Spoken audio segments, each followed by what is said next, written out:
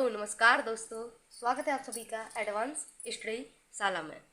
तो दोस्तों, रोज़ की तरह आज मैं आपके लिए हिंदी की क्लास लेकर आ गई हूँ और इसके अंतर्गत आज हम पढ़ने वाले हैं समास और उसके भेद, जो कि आपको हर कॉम्पिटेटिव एग्जाम में 1 या 2 नंबर का पूछा जाता है। आपका चाहे यूपी टेट हो, सुपर टेट हो, सी टेट हो या कोई अन्य एग्ज़ाम हो, उसमें अगर आपका सिलेबस में हिंदी है तो उससे समास 100% उससे क्वेश्चन आता है। तो चलिए आज हम इसमें देखेंगे समाज के भेद, उसकी परिभाषाएं, उसके कितने भेद हैं, उसके उदाहरण वगैरह सब कुछ हम इसी वीडियो में, बहुत ही छोटी वीडियो में, कम समय में देखने वाले हैं। और वीडियो अगर अच्छी लग रही है आपको तो प्लीज़ लाइक करें और चैनल जो कि एडवांस स्टडी शाला नाम से, इसे सब्सक्राइब जरूर से ज़रूर कर लीजिए। तो चलिए शुरू करते हैं हम आज की अपनी ये वीडियो। तो हम देखते हैं समास। तो समास का अर्थ क्या होता है, हम समास का अर्थ सबसे पहले देख लेंगे। तो समास का अर्थ होता है संक्षेपीकरण। संक्षेपीकरण का मतलब क्या होगा, कम शब्दों में बोलना। मतलब किसी वाक्य को बहुत ही कम शब्दों में अगर हम बोले तो उसे हम संक्षेपीकरण कहते हैं, या संक्षिप्त करना या कम करना, यही समास का हमारा अर्थ होता है। और समास का सीधे सीधे हम बोल सकते हैं कि अगर कोई बड़ा वाक्य है उसको हम छोटे रूप में कैसे कन्वर्ट करें, ये हम समास के द्वारा सीखते हैं।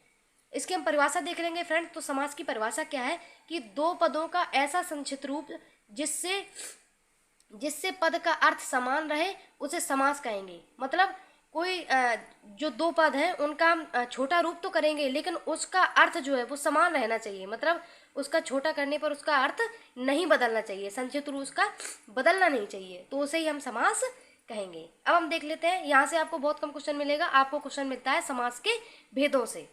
तो हम देखेंगे समास के भेद हमारे कितने हैं। तो समास के भेद जो है वो पहले 4 थे। समास के भेद पहले 4 थे जो यहाँ पर है, लेकिन वर्तमान में समास के भेद 6 हैं। वो क्यों है ये भी इस वीडियो में आपको आगे पता चलेगा। तो उन 4 भेदों में पहला हमारा भेद है तत्पुरुष समास। दूसरा है, आगे हम इसको डिटेल में अभी देखने वाले हैं।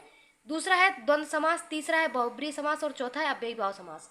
अब मैंने यहाँ पे एक नोट रख रखा है, नोट देख लेते हैं। नोट में क्या है कि प्राचीन समय में विद्वानों ने द्विगु समास और कर्मधारय समास को तत्पुरुष समास में ही जोड़ लिया था। जो द्विगु समास हमारा है और जो कर्मधारय समास है उनको इन्होंने यहाँ पर ही जोड़ लिया था।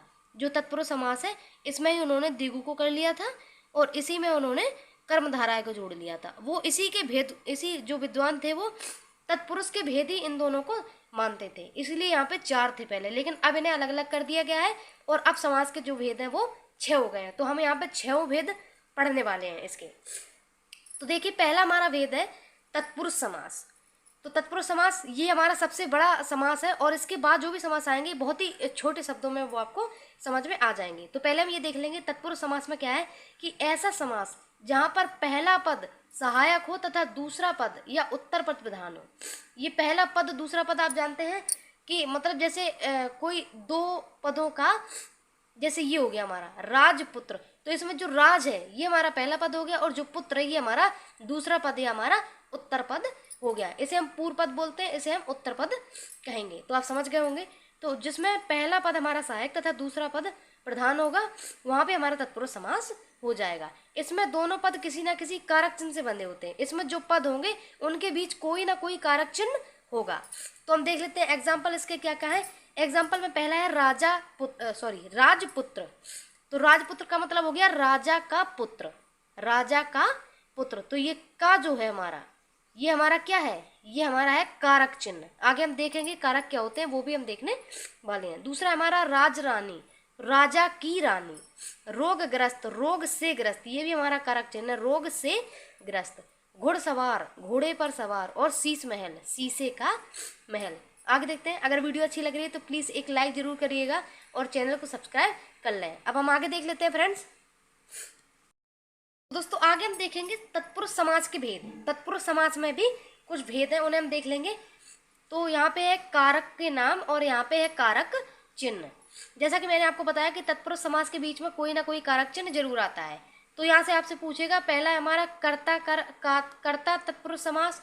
दूसरा है कर्म तत्पुरुष समास, कर्म तत्पुरुष समास, संप्रदान तत्पुरुष समास, अपादान, संबंध और अधिकरण। ये हमारे आपसे कोई एग्जाम्पल दे देगा और पूछ लेगा कि ये कौन सा तत्पुरुष है। तो जैसे आपसे कर्ण का दे दिया तो आपसे पूछ लेगा कि कर्ण तत्पुरुष का उदाहरण क्या है, तो वो आपको बताना पड़ेगा। अब हम इनके चिन्ह देख लेंगे। तो कर्ता का जो चिन्ह होता है वो होता है ने। कर्ता ने कर्म को कर्ण से के द्वारा संप्रदान को या के लिए अपादान से अलग होना, और संबंध का की रे रारी रे नानी ने, और अधिकरण मैं पर। यानी कि अगर कोई वाक्य है, जैसे मैंने उसमें देखा था कि राजा का पुत्र, तो ये का यहाँ आ रहा है, तो राजा का जो पुत्र है वो संबंध तत्पुरुष में आ जाएगा। जैसे हमने देखा था वहाँ पे किसी चीज से अगर अलगाव की बात की गई है तो हमारा वहाँ पे कर्ण तत्पुरुष हो जाएगा। इसके भी हम आगे एक एक एग्जाम्पल देख लेते हैं। तो जैसे ये हो गया स्वर्गवास, तो आपसे जैसे क्वेश्चन ये दे दिया कि स्वर्गवास में समास बताएं, आपसे पूछ लेगा स्वर्गवास में समास बताएं, तो इसका जब आप समास विग्रह करेंगे तो हो जाएगा स्वर्ग को वास। तो ये जो को है, तो आप यहाँ पे देखेंगे कर्ता ने कर्म को, तो यहाँ पर कर्म तत्पुरुष हो जाएगा। जैसे शरणागत है हमारा, तो शरण को आगत, यहाँ पर भी हमारा कर्म तत्पुरुष। और मोह मांगा, मोह से मांगा, यहाँ पे हमारा कर्ण तत्पुरुष होएगा। कर्ता ने कर्म को कर्ण से, तो ये से है, ये हमारा कर्ण तत्पुरुष में आ जाएगा। देशभक्ति, देश के लिए भक्ति, तो यहाँ पर हमारा संप्रदान तत्पुरुष हो जाएगा। और हमारा आगे है ऋण मुक्त, ऋण से मुक्त, यहाँ पर हमारा अपादान, यहाँ अलगाव की बात हो रही है, मतलब वो ऋण से अलग हो रहा है, ऋण से मुक्त हो रहा है, तो ये हमारा अपादान कारक हो जाएगा। तो ये हमारा तत्पुरुष समास था, जो कि मैंने यहाँ पे पूरा कवर करवा दिया है। अब हम आगे देखेंगे, बहुत ही छोटे छोटे हैं जो आगे समास है।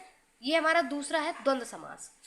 द्वंद्व समास में क्या है कि जिस समास के दोनों पद प्रधान होते हैं तथा बीच में और, अथवा, या, एवं आएगा।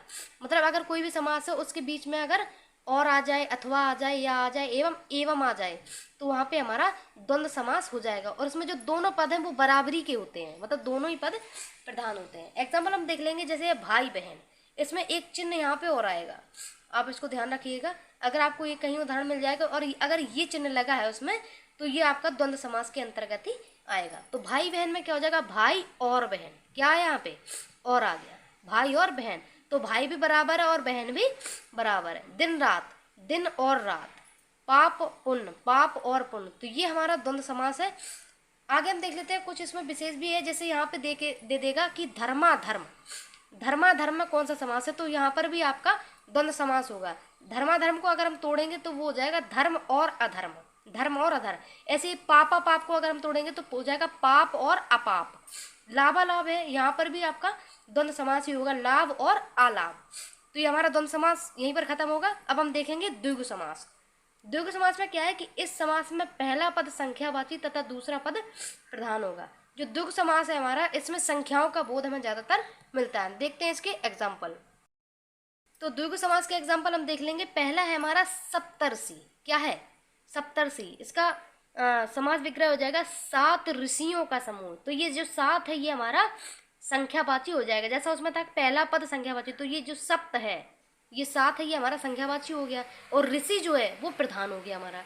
तो ये हो गया सप्त ऋषि, मतलब 7 ऋषियों का समूह। त्रिभुवन, 3 भुवनों का समूह। शताब्दी, 100 वर्षों का समूह। अष्टाध्यायी, 8 अध्यायों का समूह। तो यहाँ पर जहाँ पर भी आपको पहले पद में आपको यहाँ पे संख्या मिल जाएगी, तो वो हमारा आ जाएगा द्विगु समास के अंतर्गत। तो इन सभी के पहले पद में संख्या आ रही, तो ये हमारा हो गया द्विगु समास।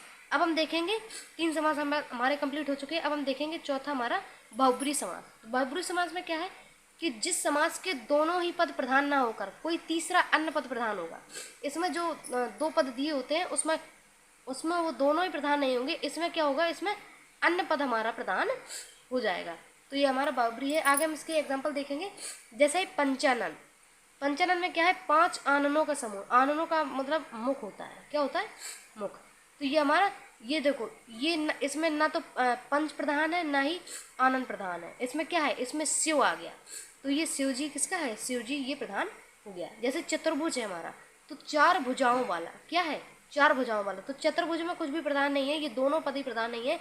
4 भुजाओं वाला कौन है, विष्णु जी। तो ये हमारा बहुब्रीहि समास के अंतर्गत आ जाएगा। जैसे पीताम्बर है, तो पीला है अंबर जिसका, अर्थात किसका पीला अंबर है, कृष्ण भगवान का। तो ये हमारा बहुब्रीहि हो गया। जैसे चक्रपाणी, तो चक्र है हाथ में जिसके, अर्थात विष्णु भगवान।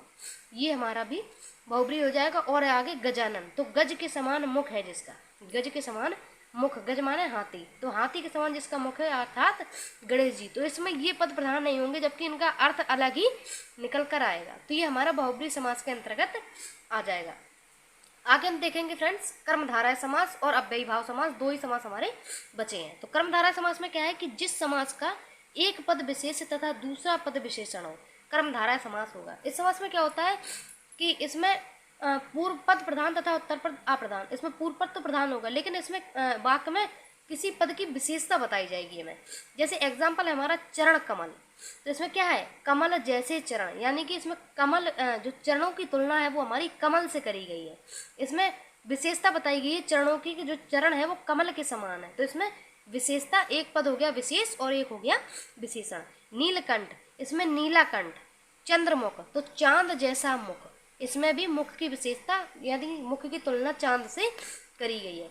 आगे कमल नयन, तो कमल जैसे नयन, तो इसमें जो नयनों की तुलना है वो हमारी कमल से करी गई है। तो इसमें नयन की विशेषता जो है बताई गई है और उन्हें कमल के समान दिखाया गया है। तो ये हमारा हो गया कर्मधारय समास। अब आज का आखिरी समास देख लेंगे हम, छठवां समास अव्ययी भाव समास।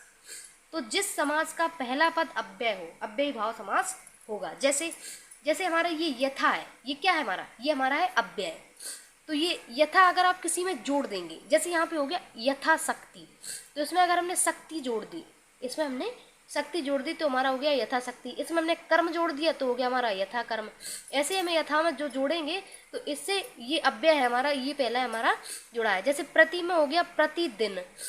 अनु, जैसे अनु हम किसी में जोड़ देंगे तो ये हमारा अनुकरण हो गया, या अनुरूप हो गया, या यहाँ पे अनुप्रीति हो गया। तो ये हमारे अव्यय में अगर किसी शब्द में अव्यय जोड़ देंगे तो ये हमारे अव्यय हैं। जैसे आ है तो आजीवन हो गया, आ जन्म हो गया, या कोई भी हम आ से जोड़ देंगे तो जैसे आमरण हो गया, आमरण हो गया।